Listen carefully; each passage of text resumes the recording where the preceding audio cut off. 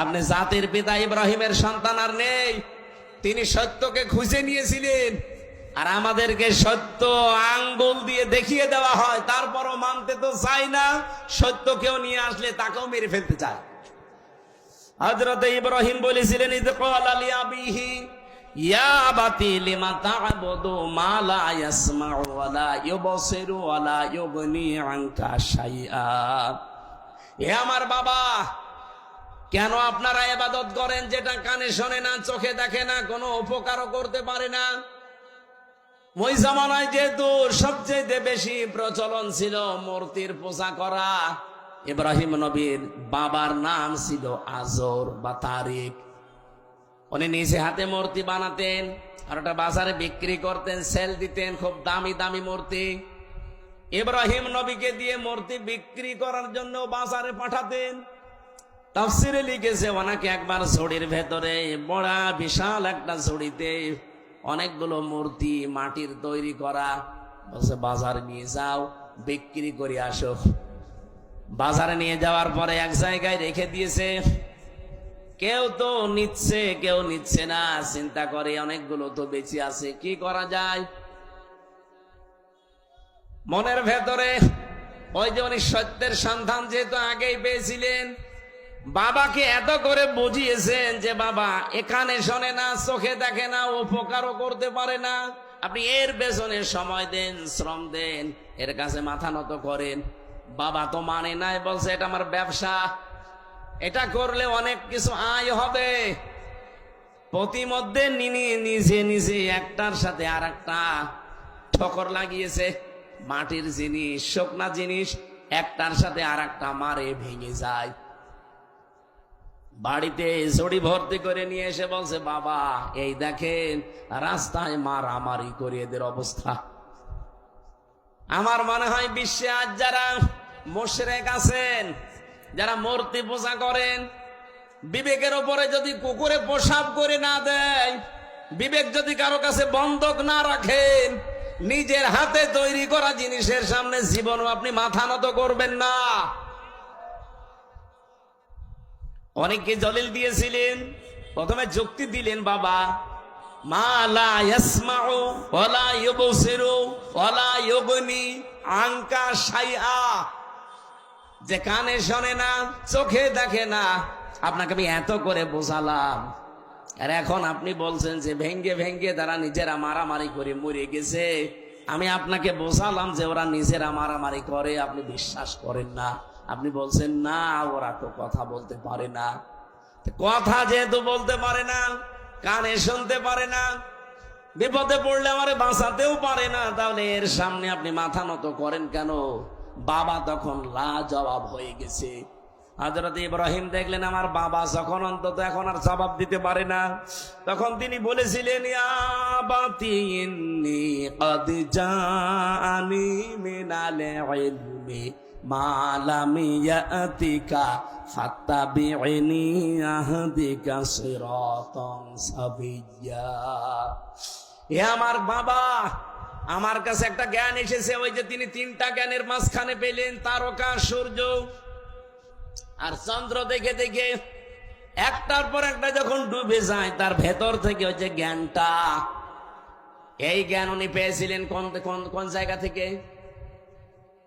ওই যে একেবারে প্রথম ক্লাস, ওই ক্লাসে আদম নবী, পৃষ্ঠদেশে ইব্রাহিম নবী ছিলেন না? বলেন বলেন। ওই দিন থেকে তিনি জেনেছিলেন। এটা হয়তো অনেকের চাপা পড়ে থাকে, এই জন্য প্রকাশ করতে চায় না।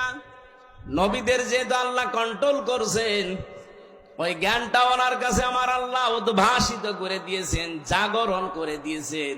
ডাক দিয়ে বললেন, বাবা আমার কাছে যে জ্ঞান এলেম এসেছে, আপনার কাছে ওইটা নেই, আর আপনার কাছে থাকলে ওইটা চাপা পড়ে আছে। আপনাকে আমি আহ্বান জানাচ্ছি, আপনি আমার অনুসরণ করেন, তাহলে আপনাকে আমি সহজ সরল পথ দেখাতে পারবো।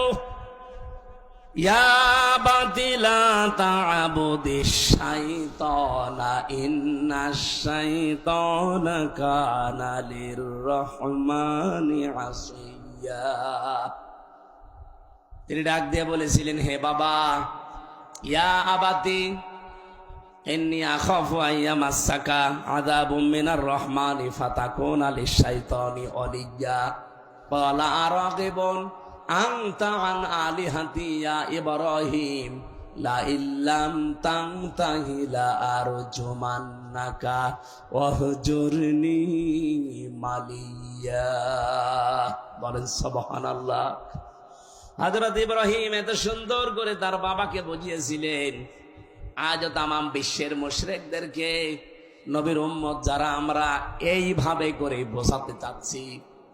তো মানুষ বোঝা তো দূরের কথা, ওই জামানায় ইব্রাহিম নবীর বাবা যা বলেছিল আজ আমার মনে হচ্ছে বাঙালি জাতি আমাদেরকে তাই বলছে। ওই জামানায় ইব্রাহিম নবীর বাবা বলেছিল ওয়াহজুরনি মালিয়া, তোকে তো আমি নিজে জেলখানায় পাঠিয়ে দেব, অথবা মেরে ফেলবো, অথবা দেশ থেকে তোরে এমন দূরে দাঁড়িয়ে দেব যেন তোর সাথে দেখা না হয়। এ কথাগুলো আজ বিভিন্ন ভাষায় আমাদের ওপরে চাপিয়ে দিচ্ছে, বিভিন্ন কায়দায় আজরের বংশধর দ্বারা তারা। আমার কথার অর্থ আমি আশা করছি আপনি বুঝেছেন। এত লাইন দিয়ে বোঝানো হয় মানুষদেরকে, এত জলিল দিয়ে, যুক্তি দিয়ে, প্রমাণ দিয়ে। মানুষের মনে হয় যদি মাথার ভেতরে একটু হালকা মগজ থাকে, এর দ্বারা কোনোদিন পৃথিবীর কারো আইন মানা সম্ভব না। মূর্তির পূজা করা আর মানুষের পূজা করা, মানুষের আইন মানা একই জিনিস। আজ দুর্গা পূজা করে যারা, দরগা পূজা করে যারা, জিনিস একই। ওরা দুর্গা বানিয়েছে, এরা দরগা বানিয়েছে। হিন্দুরা আজ দুর্গা পূজা চালাচ্ছে আর মুসলমানেরা দরগা পূজা চালাচ্ছে, জিনিস একই। কথা বলছেন? সুতরাং আপনাদেরকে আমরা মুক্ত করতে চাই। আমাদের জাতির পিতা ইব্রাহিম আলাইহিস সালামকে বহু ভয় ওই সময় দেখিয়েছে। জাতির পিতা ইব্রাহিম নবী এবার দেখলেন না, এরা আমাকে আর বাঁচতে দেবে না, আগুনে পর্যন্ত শেষ পর্যন্ত ফেলে দিয়েছে। ওখান থেকে মুক্ত হওয়ার পরে তিনি বলেছিলেন ক্বালা ইন্নী যাহিবুন ইলা রাব্বি সায়াহদিন রাব্বি হাবলি মিনাস সালিহিন ফাবাশশারনাহু বিগুলামিন হালিম। হযরত ইব্রাহিম ওই দিন জাতির কাছ থেকে, বাবার কাছ থেকে মুখ ফিরিয়ে বললেন, আমি এমন এক আল্লাহর দিকে, রবের দিকে ধাবমান হলাম, এমন দিকে আমার মুখ চেহারা ফিরিয়ে দিলাম। আমি আশা করছি অতি শীঘ্রই তিনি আমাকে পথ দেখাবেন, হেদায়েত দিয়ে দেবেন, পথের সন্ধান দেবেন।